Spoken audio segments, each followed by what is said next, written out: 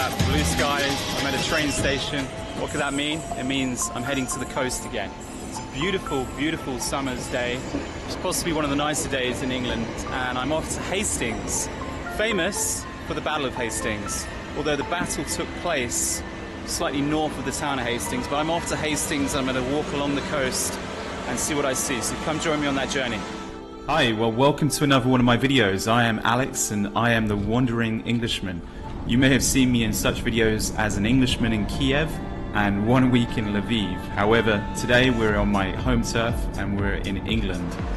So actually I went to Bexhill station, decided I could walk 2 hours along the coast to get from Bexhill to Hastings. Check out this little town I've never been to before. Starts off, blue skies, beautiful church, and we're going to head down into the coast. When the sun's out and one has time on their hands, a perfect day out from the stresses of London is to head to the British coast. On such a day, I took it upon myself to venture to East Sussex and take in the coast between Bexhill and Hastings. Both can be reached on the direct train from London in under an hour, and if you book your ticket in advance via trainline.com, a considerable saving can be found getting you there and back. I decided to take the train to Bexhill and then walk along the coast to Hastings. Just in case you'd like to pick up a free book, this is the place to come. This walk would be considerably tamer compared to the walk I had done between Eastbourne and Seaford, taking in the mesmerising Seven Sisters coastal walk. Do check out that video if you have not already seen it. The link is just there. But I urge you to watch this one also.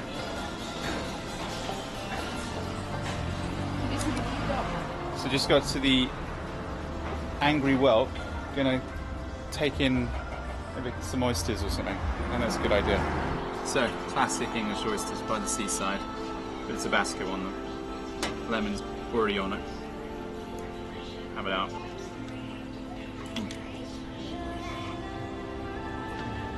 That's a good oyster. Yum yum. Now Bexhill, or Bexhill-on-Sea to some people, is a seaside town and an ancient town. Bexhill is home to a number of archaeological sites, a manor house in the Old Town, and an abundance of Edwardian and Victorian architecture. Bob Marley's first ever UK gig was at the Warr Pavilion in Bexhill in July 1972. The Warr Pavilion is now home to an array of art exhibitions and the occasional gig, at least in the pre-COVID days. So to give you some perspective, smuggling has always gone on in this part of the world. People that come over from France with their goods, and it still goes on today. Today alone, the English Channel was crossed. Well, actually, yesterday alone, the English Channel was crossed by 300 illegals. Back in the day, it used to be goods. Now it seems to be people smuggling. Another obelisk. What video would be complete without an obelisk? But this one's a nice war memorial. Quite a beautiful one, really. So the station is just 2.5 blocks that way, and now I'm on the beach. Not bad, eh? During the Norman conquest of 1066, it appears that Bexhill was largely destroyed. The Domesday Survey of 1086 records the manor was worth £20 before the conquest and was worth £18 and 10 shillings in 1086. What's typical amongst most of the beaches in the south, between Dover and all the way, well, to Shoreham, which is you'll see in one of my videos. The stony beaches. There is a little bit of sand, but the stony beaches are predominant. If you want sandy beaches, you want to head up towards Scotland, you want to go to Cornwall, you want to go to Devon, there's beaches around there, but the south coast, mainly stones.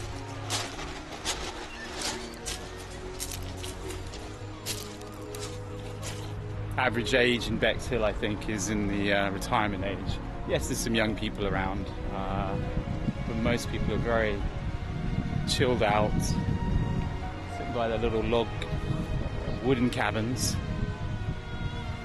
It's very peaceful. Look how calm the ocean is, and you head that way, you hit France. Look out for the people smugglers, I say. The town was almost laid to waste again in the Second World War. The Second World War caused the evacuation of the schools and substantial bomb damage to the town. Many schools returned to Bexhill after the war, but there was a steady decline in the number of independent schools in the town. The breakup of the British Empire, and in particular the independence of India in 1947, hastened the process. Most of the schools were boarding and catered largely for the children of the armed forces overseas and to the colonial administration. Although the number of schools decreased, many of the parents and former pupils had fond memories of the town and later are now retirees in Bexhill, hence the much older population. As a tourist in the 21st century, you can enjoy the various pubs dotted around the sleepy town full of retirees enjoying their peaceful lives. Sample the seafood, which I decided to do in the form of oysters while contemplating if I deserved an ice cream just yet. It's so strange, there's all these little painted stones. I presume the local children or the local schools or just people over time have left them there. It's a really nice touch. This is how I sort of picture the old days. There's a guy over here singing the classics.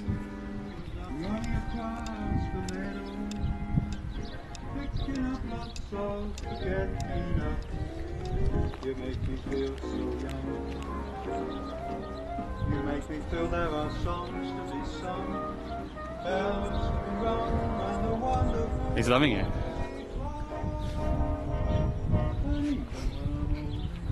So obviously it's fairly popular around here to sort of rock up in your motorhome or your VW camper or something. Nice cars, VW. Walking away from Bexhill, I walked up a hill known locally as Galley Hill. I couldn't help but notice the parked cars that had retirees relaxing by the side of the road. The peacefulness of the elderly population to a Londoner was very noticeable.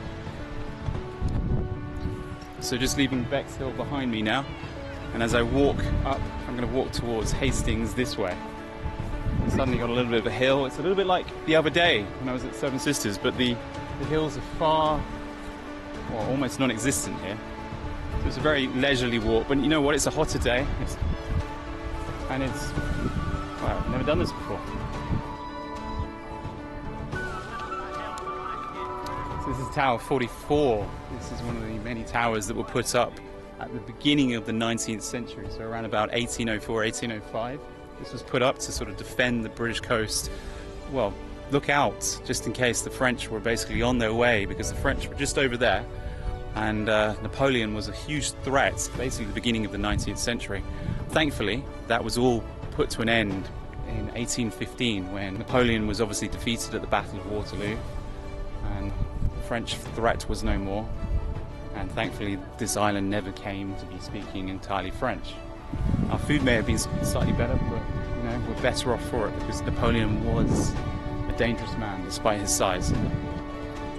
Stroll down the other side of Galley Hill and past the lookout post, you get to stony beaches, very typically found on the south coast of England.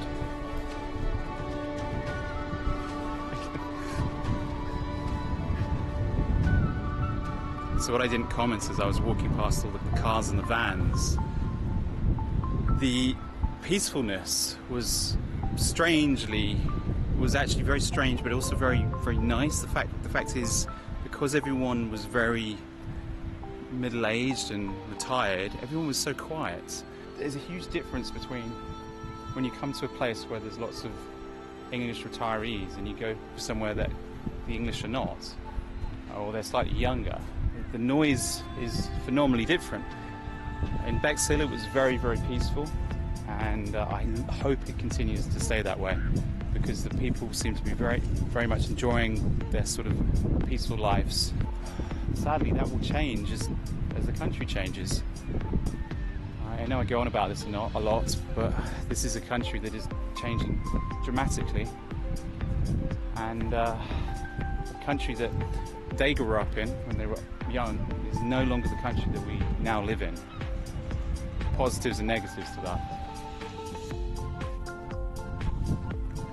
All along this coast are these little huts, and just like in Shoreham, the prices probably range between 10,000 and 20,000 depending on the size of your hut and depending on the location of your hut. But they're a rare commodity, and they're rarely for sale unless someone dies. If you're lucky, you will witness the tide being out. In this case, you'll be able to walk out to sea for a good 100 meters or so before you get any depth of water on your shins. See, the tide's out, so we're going to basically take my shoes off, walk out there and try not to drown. And compared to the Seven Sisters beach, this beach, as soon as you get past the stone, turns into sort of wet sand. Underneath you'll probably find little creatures. Although it has to be said, since, well, basically we could be seeing the mass extinction of all sea life by 2050. Some people suggest that by 2050 there will be no sea life in the oceans. And the reality is, I know coming down to these sort of beaches as a child, I would see crabs everywhere. I'd see little fish dotted about. And despite the fact that it does look clean, and it is clean, it feels like there is no life around here. And when I say life, there's plenty of human life, but it doesn't seem like there's any sea life. But obviously I could be wrong, and I just did eat some oysters and I contributed to the mass extinction of sea life. But yeah.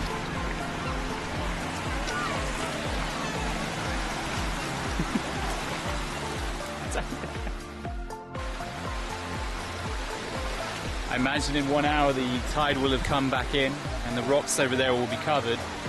Catching crabs and observing life in the rock pools that dot this area of coastline, I think, may now be a thing of the past. Shoes back on, back walking up a hill again on the way 3 miles to Hastings now. Hastings, obviously, as mentioned, is known for the Battle of Hastings, but it actually took place in that direction. 3 or 4 miles, probably be corrected on that one, north of Hastings, roughly in that direction. There stands supposedly a monastery was built on the site at the battle. It was built on William the Conqueror's request, and the monks apparently disagreed with the site and they tried moving it, but he was having none of it. And there's an old monastery there, I think is now in ruins, but there's a picture of it here. Yeah, a monumental battle, changed the course of history, produced the Magna Carta. You wouldn't really know it now because people's rights in this country have gone out the window. Life as we know it is changing. We're now having to wear face masks wherever we go. We're now having to identify ourselves wherever we go. We're losing our liberties. And we're slowly moving towards a cashless society where they will track and trace us at every opportunity. As I walked away, like the American Indian who sheds a tear when he sees the damage to the land he once knew, this is how I look upon our oceans in 2020. Critics will sneer and say I best scurry along and join the Extinction Rebellion folk with their protests. And yet these folks may be annoying and cause disruption, but they are sadly right. The world around us is dying, especially the oceans, and we as a species are simply watching it wilt right in front of us. Obviously one of the options on the coast is you come along the coast on the train. That train would have taken me all the way to Hastings. I'll go back on the train and use this line, but the other option of course is cycling, and it's a nice little cycle path all the way along the coast. As I walk away from the beach like an anemic Native American pondering when humans will wake up to their destruction, I approach the town of Bulverhythe, also known as the west of St Leonards and Bo Peep. In 1749 a Dutch ship was washed up on shore called the Amsterdam. The Amsterdam attempted to set sail to Java in Indonesia. The ship ran aground in 1749. The remains can still be seen today at a very low tide. However, on this day I failed to notice them despite the tide being out.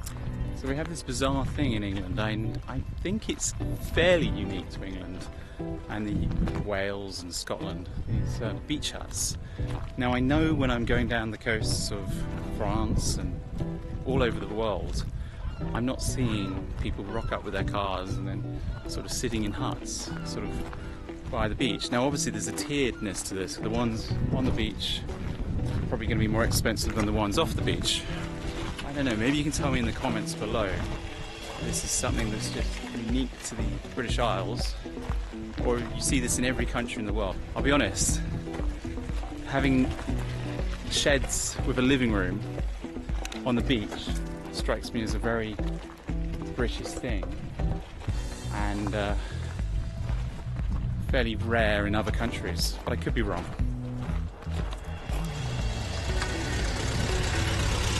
Leaving the beach huts behind and still heading east, we encounter the town of St Leonards On Sea. The original part of the settlement was laid out in the early 19th century as a new town. Originally, it was a place of elegant houses designed for the well-off. It included a central public garden, a hotel, assembly rooms and a church.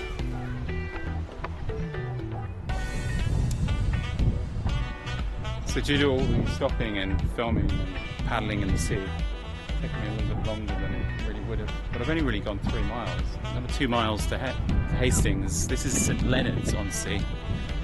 Another quaint little seaside resort.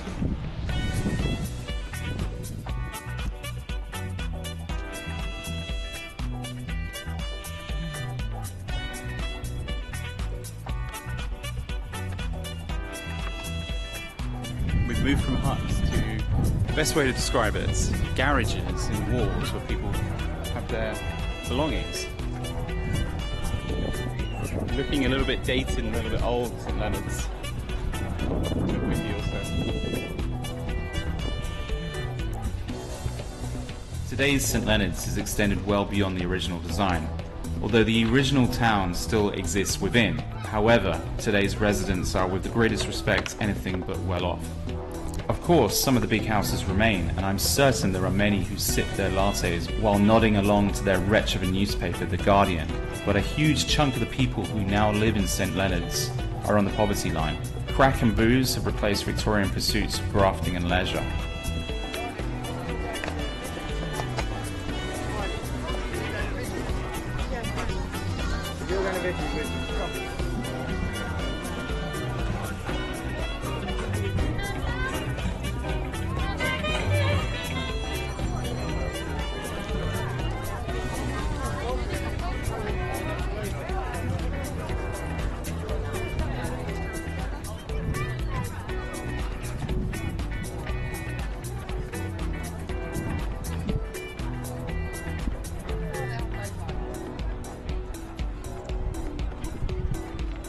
A lot of rusty locks,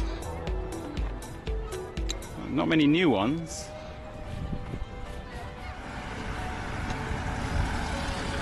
So in the center of this town, a little bit different from the Soviet countries where you'll see statues of Lenin. Here we've got one of the greatest, Queen Victoria, looking very proud up there.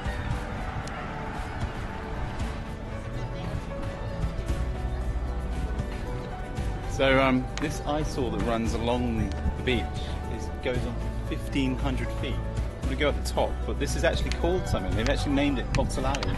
It was built in 1954, and as you'll see from the walls are made of this very attractive concrete and bottles. I have to say, the 1930s in this area isn't known for its design. It doesn't look good. It didn't look good then. Look, it didn't look good then and it doesn't look good now. Bottle Alley may have gotten its name from the wall made of bottles, but the floors all year long, I'm told, are strewn with bottles of booze.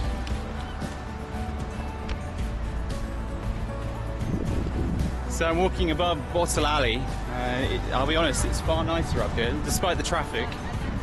You could almost be in Barcelona, really. Asylum seekers, drug addicts and homeless are shipped down from London to stay in the numerous HMOs that scatter the landscape. There are the old and the retired who used to think this place was quaint and idyllic, now avoid going out at night because of the antisocial behaviour by the dregs of society, who are native and also foreign born. I have to admit the contrast to Bexhill and later the manicured Hastings was telling, and as Queen Victoria's statue looked on as life went by, if the lady could see what was here today, I think she might shed a tear in her winter months. The glorious sunshine can make anything presentable. I do wonder though what winters must be like here. Leaving St Leonards behind, you connect with Hastings. In reality, due to the growth of the two towns, you wouldn't know where one ended and the other began until you saw the sign. Both merge into one. However, it does become noticeable as you leave the pier and the amusement rides behind. Hastings becomes very picturesque and beautiful, especially in the oldest parts of the town. Money is very clearly here, and neighbours keep up with the Joneses by keeping their gardens as neat as can be, making their miniature castles as presentable as possible. In the 19th century, Hastings established itself as a popular seaside resort. as the new railway allowed tourists and visitors to reach the town. Today, however, tourism has dwindled, but Hastings remains a fishing port with the UK's largest beach-based fishing fleet. It has an estimated population just shy of 95,000. So, just arrived in Hastings. So effectively walked all the way down from over there, along the coast, as you probably would have seen in segments. And now Hastings Castle, or the ruins of the castle, are up there. Just going to go check it all out, really. Running out of battery, so I don't know how short this video is going to be. I think it's a fairly new pier. I think it was maybe completed in the last sort of 10 years. Everything seems very new. Obviously, it was made here this year. I don't know until I posted it just then. Nice little pier.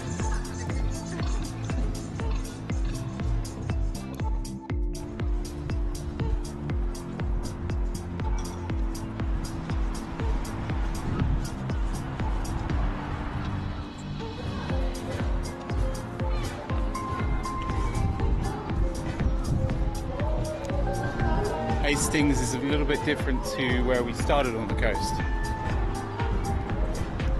Let's see how different.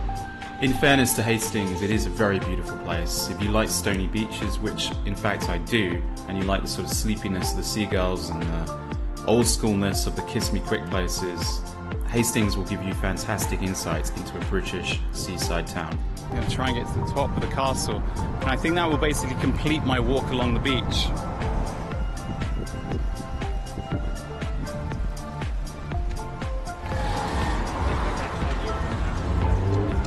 So I'm well and truly on the busy beachfront. We've got mini golf here. It is a very, old-fashioned type tourist. A lot of tat, but also a bit of charm as well. So, and obviously the seagulls. I think there is a battle between what Hastings used to be and what Hastings is trying to be. There's still the old amusement places on the seaside front that you see right here. And I think with the modernisation of Hastings, at some point there will have to be give and take. Will the cheap amusement arcades disappear, or will they retain themselves, or will they stay standing? Only time will tell.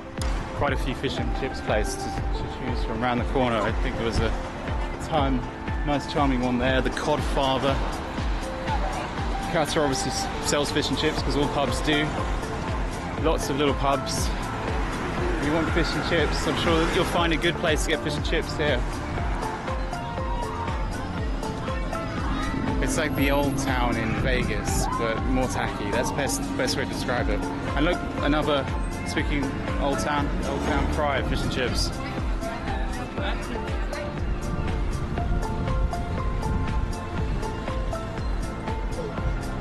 Sadly, no longer a London trader. Hastings the town was practically destroyed during the Norman conquest. It is noted in the Domesday Book of 1086 that the town had lost a lot of its value from what it had previously. However, as you can see, it definitely has rebuilt itself since then. So these black buildings here, called the net shops, is where they store the fishing gear. Next to the Dolphin Inn pub. I was supposed to get a pint, but not right now because I'm going up to the top of the mountain over here. As I pointed out, these tall black sheds are net shops, and in this vicinity there's approximately 50 of these sheds. Some of them have basements and some are very, very tall, as you can see.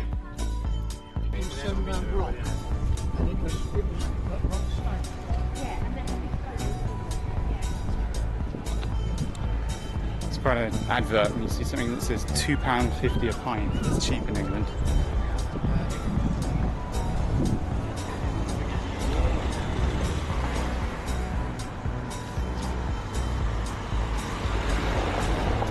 So remember in Budapest and also Ukraine, we got to use these.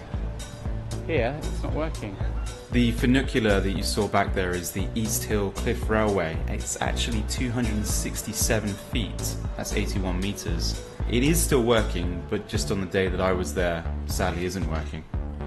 It basically has an incline of 78 degrees. Because I'm on the cusp of the whole COVID thing. All the museums are still closed. The Fisherman's Museum, you name it, closed.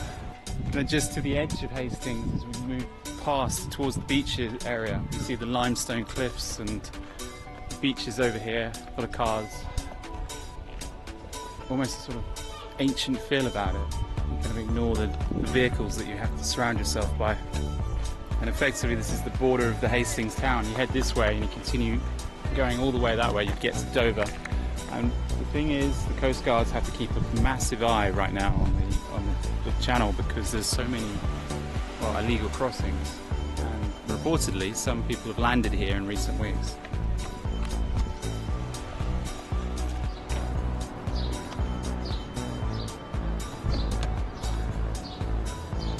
Obviously a very fitting name for a pub around here, the Lord Nelson. He beat Napoleon in 1815. It has to be said, this side of the Hastings coast is much nicer than the west side. So in a rare occasion, this is one of the rare occasions where the east side of the city is prettier than the west side of the city.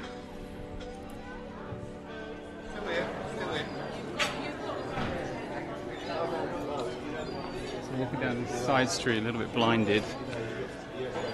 I saw all these beautiful little shops, quaint. The old town of Hastings is actually very nice, as we said. We've got these nice little shops.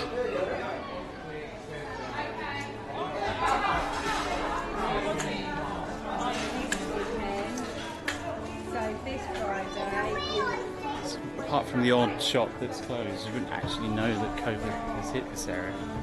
There's a few though. Galleries closed. Ice cream place. Old Town Sweets. The one in London shut on Fleet Street. This one open.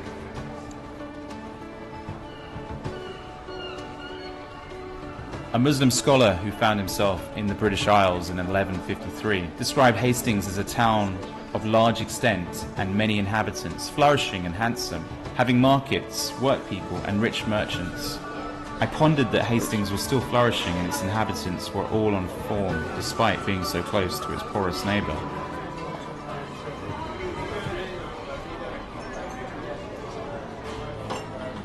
Strong smell of incense in the air, along with coffee smells, and it's a nice smell. Craft places, like hippie-ish. Bookshops, multiple bookshops.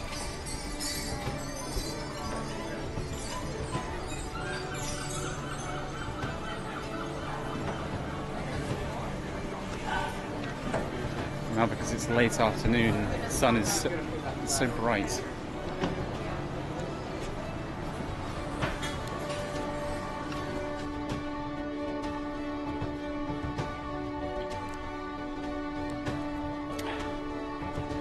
Sadly, I've got to the Hastings Castle a little bit late in the day, and this is exactly where my SIM card and battery are about to run out. So rather than just sort of end the video suddenly, I think it's best to say thank you for watching. I hope you enjoyed the tour along the beachfront into Hastings.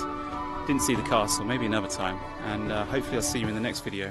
Until next time, keep progressing and stay safe. Now, if you're curious about spending a little bit more time in Bexhill or Hastings, I can't recommend enough Airbnb or Booking.com. You can find on my blog, thewanderingenglishman.com, more detail about this walk. And if you're curious about doing the same walk, I advise you to go over to the blog. However, in the meantime, I really thank you for watching this.